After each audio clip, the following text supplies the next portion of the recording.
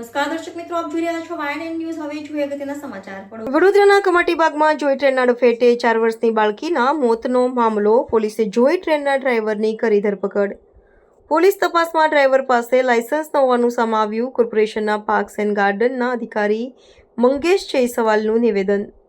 તપાસ સુધી જોઈ ટ્રેન બંધ રાખવાનો આદેશ કર્યો. જોઈ ટ્રેનના કોન્ટ્રાક્ટર પાસે થર્ડ પાર્ટી ઇન્સ્યોરન્સ હોવાથી બાળકીના પરિવારને સહાય ચૂકવાશે. બીજી બાજુ ખોડલ કોર્પોરેશનના મેનેજર હિમાંશુ સોની દ્વારા ઘણી બાબતોની સ્પષ્ટતા કરવામાં આવી હતી. ગેમિંગ ટ્રેનમાં સ્ટેરિંગ અને ગેર હોતા નથી, જેથી લાયસન્સની જરૂર પડતી નથી. ડ્રાઈવરને તાલીમ આપ્યા બાદ છેલ્લા 3 વર્ષથી ડ્રાઈવર આ ટ્રેન ચલાવે છે. પોલીસ જે રીતે તપાસ કરી રહી છે તેમાં અમે પૂરો સહયોગ આપી રહ્યા છીએ. 5મી મેના રોજ વાવાઝોડું આવ્યું, તેમાં સીસીટીવી કેમેરા બંધ થઈ ગયા છે. રિપેર કરાવવા આપ્યા છે, ટૂંક જ સમયમાં શરૂ થશે.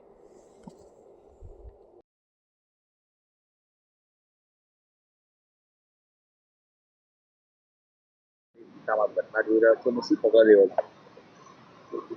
10 તારીખે શનિવારે 5:30 કલાકે સયાજીબાગ ગેટ નંબર 2 પાસે જોય ટ્રેન માં એક દીકરી 4 વર્ષની હતી, એ આવી જવાથી એનું મોત નીપજ્યું હતું અને એના માટે પોલીસ વિભાગ દ્વારા એનું ઇન્વેસ્ટિગેશન કરવામાં આવી રહ્યું છે અને હાલ ટ્રેન બંધ રાખવામાં આવેલી છે, બંધ કરાવવામાં આવેલી છે અને એનો ઇન્સ્યોરન્સ કવર કરવામાં કરેલો છે. થર્ડ પાર્ટી ઇન્સ્યોરન્સ પણ કવર કરેલો છે, એટલે એને વળતર માટે પણ એની કાર્યવાહી એમને ખોડલ કોર્પોરેશન જેનો કોન્ટ્રાક્ટ આપવામાં આવેલો હતો એને કહેવામાં આવેલું છે ને એની કાર્યવાહી કરી રહી છે.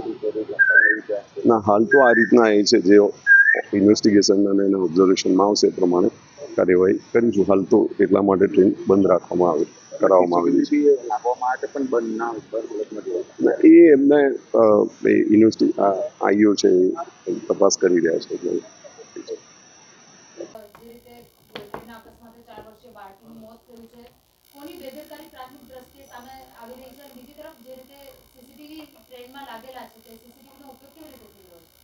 હા, આપણે જે શનિવારના દિવસે સાંજના ટાઈમે 5:15ની આસપાસ આપણી જે જોય ટ્રેન છે એ રાઉન્ડ ઉપર નીકળી હતી. તે સમયે કંઈક આપણે પાર્કિંગના ગેટથી આગળ, પાર્કિંગ છે ટ્રેનનું, તેનાથી આગળ જતાં 2 નંબરના ફાટક પહેલાં આપણે એક બાળકી છે, એ આપણું જે એન્જિન છે, એન્જિન અને કોચની વચ્ચે કંઈક આવી ગઈ હતી એવી પ્રાથમિક માહિતી મળેલ હતી અને ત્યારબાદ એનું અવસાન થયું છે એવી માહિતી અમને મળી હતી.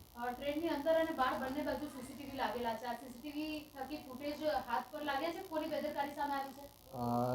ના, એ બાબતનું હજુ હાથમાં નથી લાગ્યું, કારણ કે વાવાઝોડું જે હમણાં જ 5 તારીખના રોજ વાવાઝોડું આવેલું હતું, એના કારણે જે સીસીટીવીનું જે અમારું ઇન્વર્ટરની હતું એ શોર્ટ થઈ ગયું છે, જેના કારણે અમે રિપેરિંગમાં મોકલેલું હતું. એટલે રિપેરિંગમાંથી લગભગ હજુ 1-2 દિવસમાં આવશે, એટલે એવું છે. Subscribe now and press the bell icon. Never miss an update.